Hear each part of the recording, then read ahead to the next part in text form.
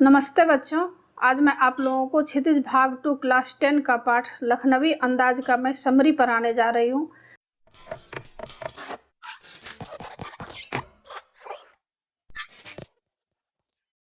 इससे पहले भी मैं इसका फुल एक्सप्लेनेशन की हूँ और समरी भी बनाई हूँ, क्वेश्चन आंसर भी बनाई हूँ।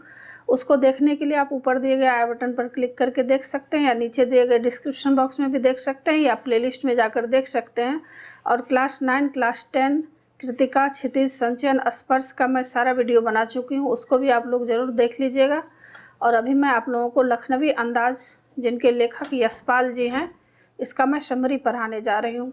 तो लखनवी अंदाज नामक प्रस्तुत पाठ में लेखक ने ऐसे नवाब का पर्दाफाश किया है जो लेखक के सामने बड़प्पन दिखाकर खीरे की फांकों को खाने की जगह सूंघ कर रसास्वादन करता है और सूंघने के पश्चात एक एक खीरे को खिड़की से बाहर फेंकते जाता है और डकार लेकर तृप्त होने का नाटक करता है। इस पाठ इस प्रकार है। लेखक को पास में ही कहीं जाना था। लेखक ने यह सोचकर सेकंड क्लास का टिकट लिया कि उसमें भीड़ कम होती है। वे आराम से खिड़की से प्राकृतिक दृश्य देखते हुए किसी नए कहानी के बारे में सोच सकेंगे।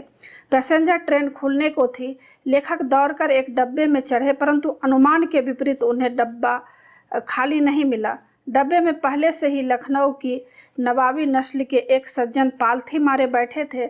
उनके सामने 2 ताजे चिकने खीरे तौलिए पर रखे थे। लेखक का अचानक चढ़ जाना उस सज्जन को अच्छा नहीं लगा।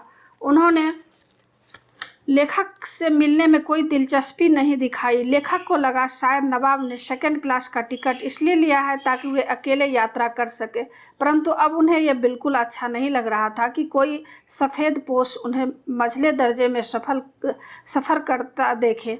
उन्होंने शायद खीरा भी अकेला सफ़र वक्त काटने के लिए खरीदा होगा, परंतु अब किसी सफ़ेद पोश के सामने खीरा कैसे खाए।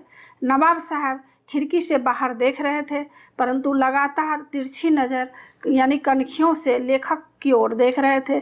अचानक ही नवाब साहब ने लेखक को संबोधित करते हुए खीरे का लुत्फ़ उठाने को कहा, परंतु लेखक ने शुक्रिया करते हुए मना कर दिया।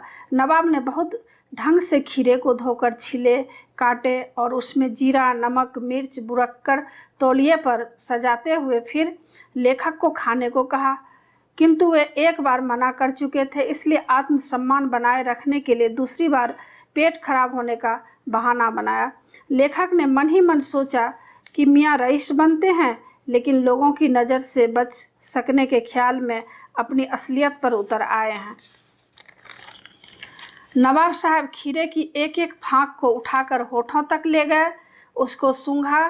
खीरे की स्वाद का आनंद में उनकी पलकें मूंद गई।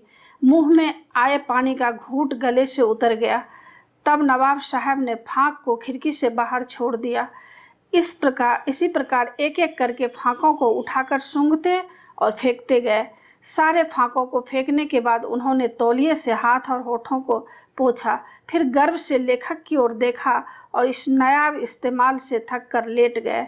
लेखक ने सोचा कि खीरे को इस प्रकार इस्तेमाल करने से क्या पेट भर सकता है। तभी नवाब साहब ने डकार ले ली और बोले, खीरा होता है लजीज, पर पेट पर बोझ डाल देता है। नवाब साहब के डकार से लेखक के ज्ञान चक्षु खुल गए। यह देखकर लेखक ने सोचा कि जब खीरे के गंध से पेट भर जाने की डकार आ जाती है, तो बिना विचार, घटना और पात्रों के इच्छा मात्र से नई कहानी क्यों नहीं बन सकती है। इस पाठ से लेखक संदेश देना चाहते हैं कि बिना विचार, घटना और पात्रों के बिना नई कहानी नहीं लिख सकते। किसी भी कहानी लिखने के लिए किसी न किसी विषय की ज़रूरत होती है, तभी नई कहानी बन सकती है। तो आशा है आप लोगों को यह पाठ समझ में आ गया होगा, और अगर अच्छा लगे तो ज़रूर सब्सक्राइब कीजिएगा। सब्सक्राइब के बगल में बेल आइकन बटन है, उसे ज़रूर क्लिक कीजिएगा और लाइक कीजिएगा। कमेंट्स ज़रूर कीजिएगा कि आपको यह पाठ कैसा लगा। आगे नए वीडियो के साथ फिर मैं मिलूँगी। धन्यवाद।